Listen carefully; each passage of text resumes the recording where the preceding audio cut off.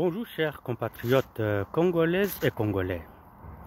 Vous vous rappelez, dernièrement il y a eu une forme d'audio qui était fait par quelqu'un qui voulait comparer les deux présidents, donc le président actuel de la RDC, le président Félix Tshisekedi, au président, son prédécesseur qui est Kabila.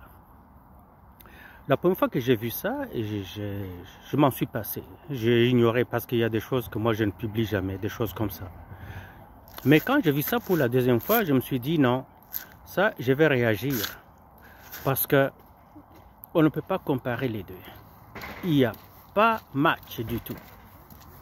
Ce qu'ils ont en commun les deux, c'est le fait qu'ils aient été les deux présidents de la République démocratique du Congo, c'est tout. Le prédécesseur de Tshisekedi, donc Kabila a passé 23 ans au pouvoir.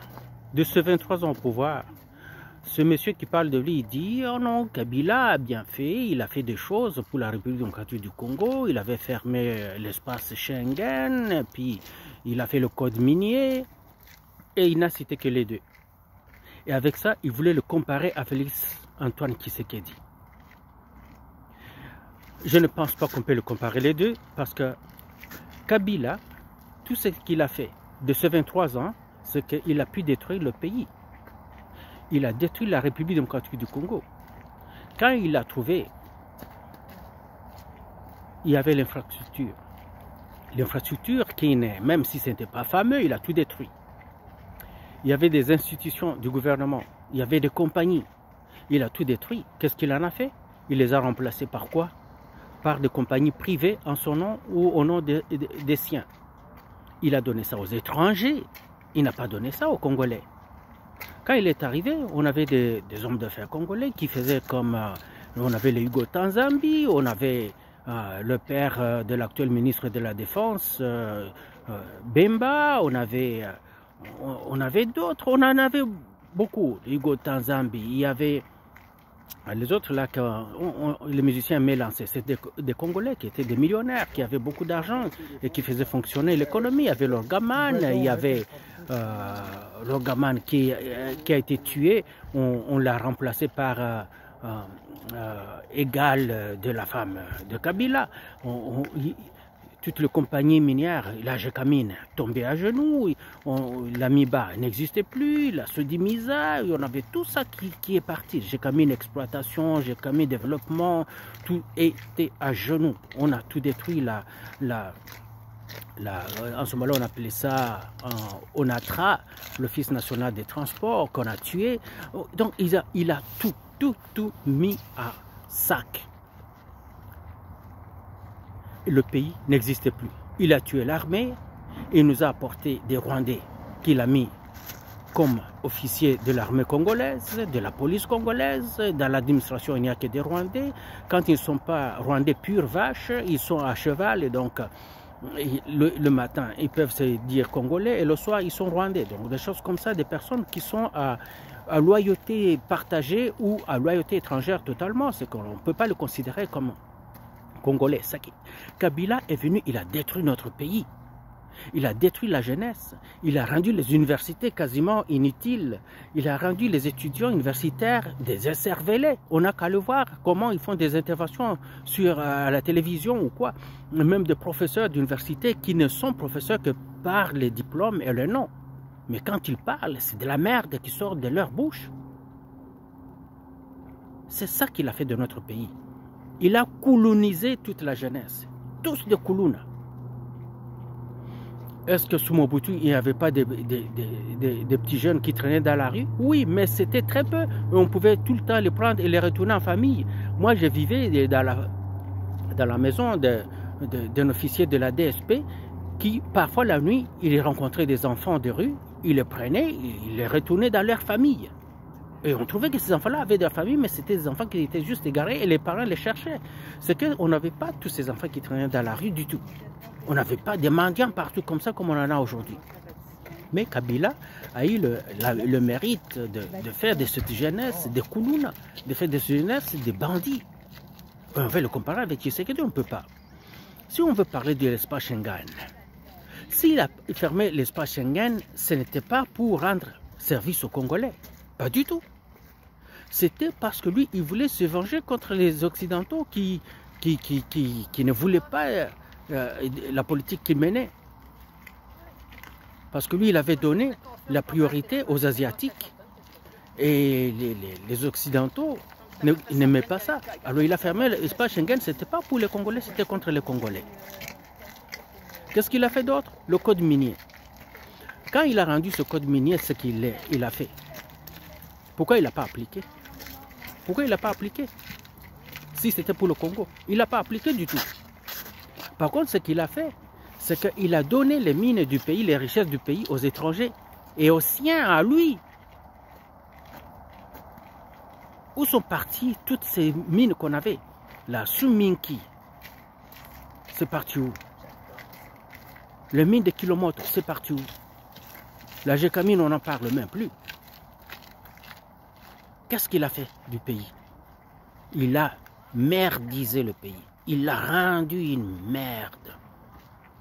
Alors, Tshisekedi arrive, c'est Tshisekedi qui commence à ramasser tous les morceaux, les mettre ensemble. Ce qui était devenu merdique, nettoyer ça. C'est Tshisekedi qui fait l'armée maintenant. Et pendant ce temps, que fait Kabila? Il est de mèche avec les ennemis du pays. Il est de mèche avec le Rwandais. Avez-vous déjà entendu l'ancien président critiquer le Rwanda? Ou ce que le Rwanda fait? Non, parce qu'il est Rwandais. Il est des leurs. C'est eux qui sont en train de monter tous ces groupes armés au pays. C'est eux qui font tout pour que l'armée congolaise ne puisse pas réussir. Et quand il y a des succès, on fait tout pour les abattre. On ne peut pas comparer Tshisekedi d'avec aucun de ses prédécesseurs. Aucun. Car en un temps record, en un temps vraiment record, Tshisekedi a sorti le pays du gouffre pour le mettre à la surface seulement. Mais regarde ce qu'il a fait. Ceux qui sont au Congo-Brazzaville ne peuvent pas nier ce qu'ils voient de Kinshasa de loin.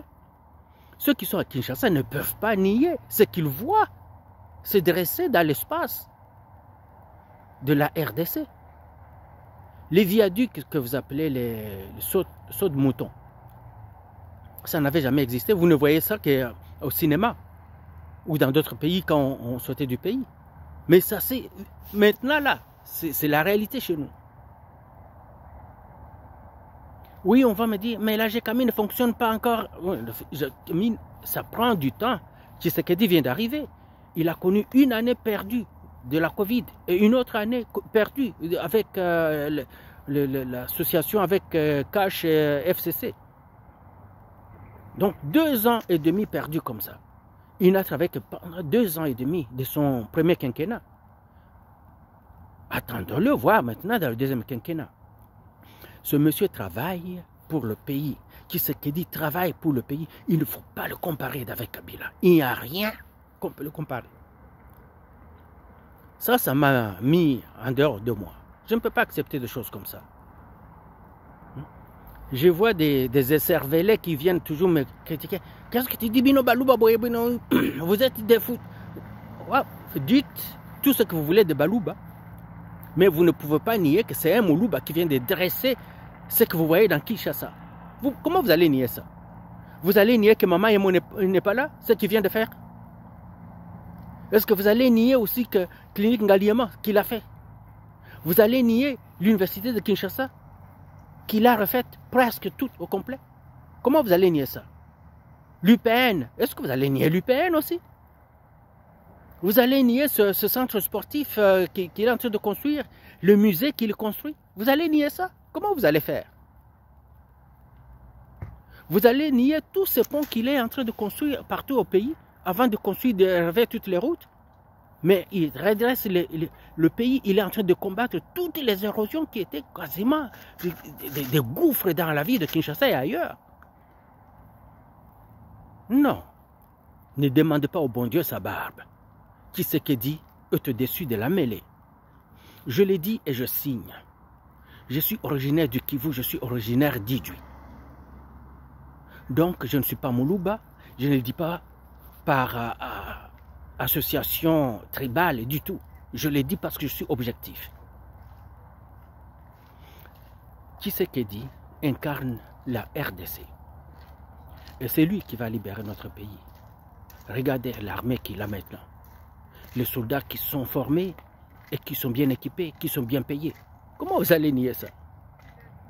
Quand je vois une vidéo d'un petit officier dans une église qui est en train de critiquer, est-ce que c'est une nouvelle vidéo ou c'est une vieille vidéo? Peut-être par l'uniforme, je peux dire que peut-être il est nouveau. Mais pourquoi il le dit? C'est peut-être pour la cause des ennemis. Quand vous voyez quelqu'un qui a quelque chose qui peut nier de Tshisekedi, vous pouvez dire non, tout ce qu'il a promis, il n'a pas réalisé. Ah oui, ça, vous avez raison. C'est parce qu'il est en train de le faire. Il est en train de réaliser une chose à la fois. Attendons voir la fin de ce deuxième mandat pour le critiquer encore. Et à la fin de son troisième mandat. Parce que nous, on va continuer à le garder là. Que vous le vouliez ou pas.